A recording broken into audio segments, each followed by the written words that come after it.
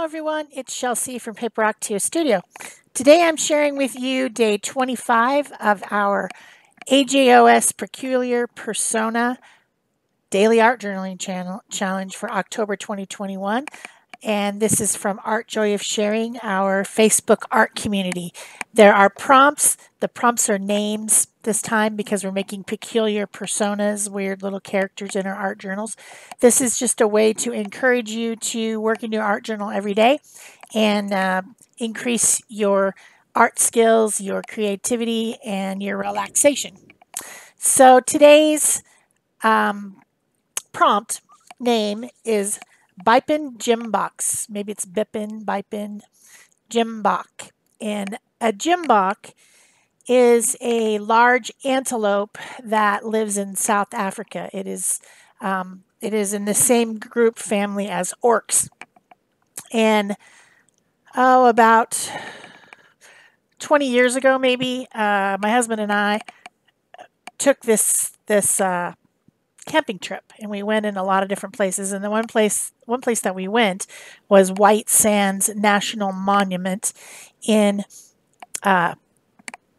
New Mexico.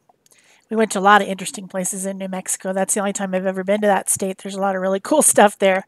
But we went and we applied for a permit to go onto the White Sands and to camp overnight. And it's just these big hills of white sand. And there's a military base there, so you've got to apply. You can't just go there and randomly camp. You have to be there. But they have orcs there. And they're some type of a big antelope. And they're all over the place there. And they're still there because my nephew was here a few months ago, and he actually works on that base and said that those animals are still there, but they were imported from South Africa. They moved them there. I'm not really sure why. I knew at one point, but that was so long ago that I can't remember. But when I was looking up the Jimbok, I was like, oh, well, I've seen orcs before, and they don't have to live in South Africa because they can be moved somewhere else.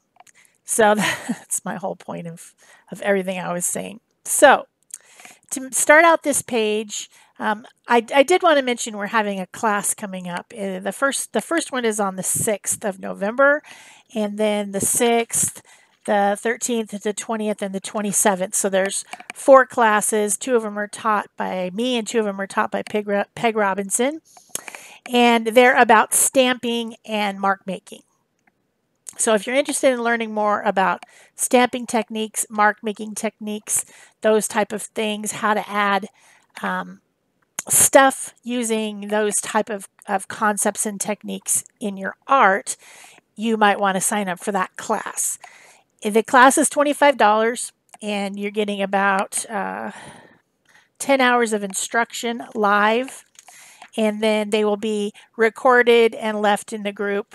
It'll be on Facebook Live, and then the classes are recorded and left for you to watch later if you want to rewatch them or if you can't make it to the live. And it'll be an interesting class. If you want to sign up, I'll put the link down below. It'll be pegarobinson.com.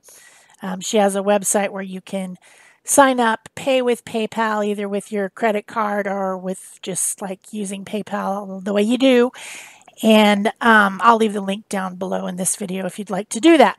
We haven't really advertised it very much, but you pay, you get invited to the Facebook group, and then the classes go live, and you can watch them in real time or watch them recorded later. So anyway, that being said, I decided to use inks and stamps on this page. I got out different types of inks. I've got some distress inks. I've got some distress oxide ink.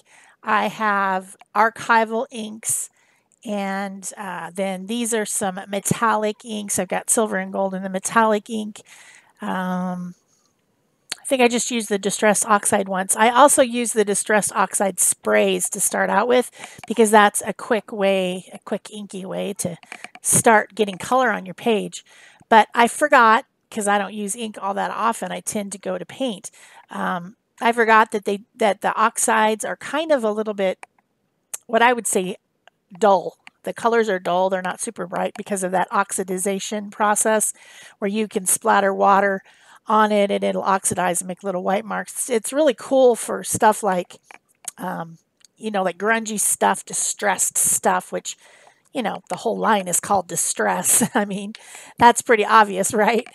So my background already started a little bit darker and duller than I wanted it because I tend to go towards the bright colors. But for this, it worked out fine because what scene I'm creating in the background is a tropical, dry, deciduous forest. And the story about Bipin Gemsbok is that he moved from South Africa and he moved over to India. The name Bipin or Bipin, however you pronounce that, I don't really know, is a Hindi language name, which means forest. So his name is Forrest, like Forrest Gump, only in another language.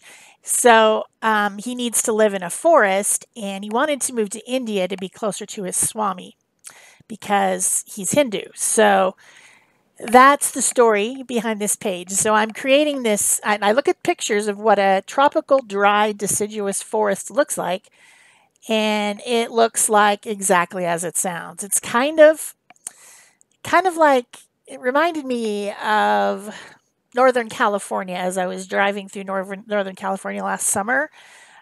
There's these whole areas where, of course, they're having a drought there, so it's probably not always dry, but there was a lot of these big rolling hills with oak trees, and the hills were gold. It is the Golden State, I guess. So, yeah, it was very gold. And then you'd come across these big cliffs of dark granite and stuff. It's an interesting drive up. I think it's the 5 going up to Northern California to go visit my son last summer. So that's kind of what I'm creating, those golden hills with deciduous trees. When I think of forest, I think of evergreen trees like pines because I grew up in the state of Oregon. So pines are what I think of in a forest. But a tropical, dry, deciduous forest has deciduous trees. So they turn in the fall, they drop their leaves, they're that type of tree. So I have this stamp set. Yes, I know it's Stampin' Up. Yes, I know it's discontinued, retired a long time ago, but there are stamps out there in the world that are trees. And this one's called Lovely as a Tree. And I'll look on eBay for you and put a link if I remember. I'm sure somebody's selling this retired stamp set on eBay. There always is Stampin' Up retired stuff on eBay. So Lovely as a Tree is the name of the stamps. But I used the oak tree. I wanted to have like a focal hill with a focal tree. And then I also used the one that has multiple trees, and I did it in different colors in the background. And I also isolated, like I started out with kind of a lighter brown. I think it was frayed burlap. And then I went in later and just did parts of the trees because I have those little tiny ink pads. I can just ink a little bit of it and not do the whole thing with the darkest brown, which is walnut stain. And kind of just by layering the colors and making them lighter, lighter, darker, darker, darker, you can make it look more full and more like a forest. So I filled in all those deciduous trees in all over the hills, some of them standing up in the background. And of course, the ones way in the back have to be smaller than the ones in the front. I stamped the oak tree with black, and then I added color using some of those inks, barn door and rusty hinge and those type of colors to add color also to the border. The border is some leaves, like little trailing leaves. I stamped that all the way around the outside edge to make an interesting border. And then I decided, well, I've done all I can with the inks, so I'm going to come in and I'm going to use some other products, and it's going to be mixed media because obviously collage, for one thing. I glued the Gemsbok antelope on there, and then I'm using some of the King Art gel sticks, adding some shading around the animal. I added some shading on that hill that's in front with the big oak tree on it.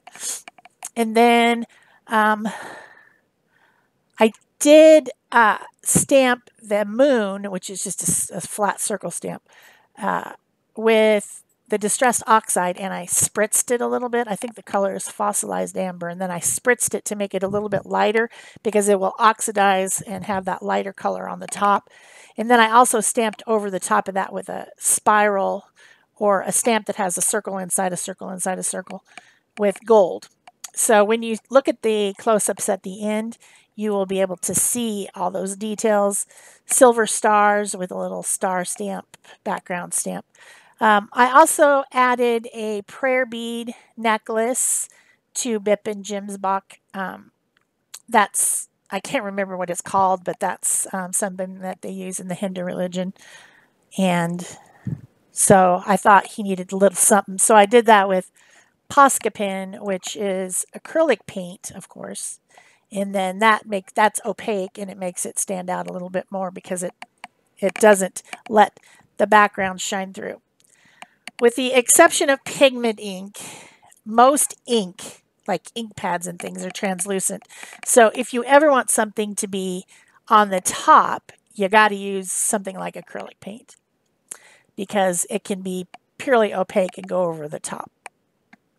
So now I'm adding a few little dot highlights, like little pointillism highlights with my white fine tip Posca pen just to, you know, make something stand out from the background, make it a little bit more interesting. I did get out some crayons, some Neocolor 2 crayons, and color some of the leaves in the border with rust, olive, and golden colors.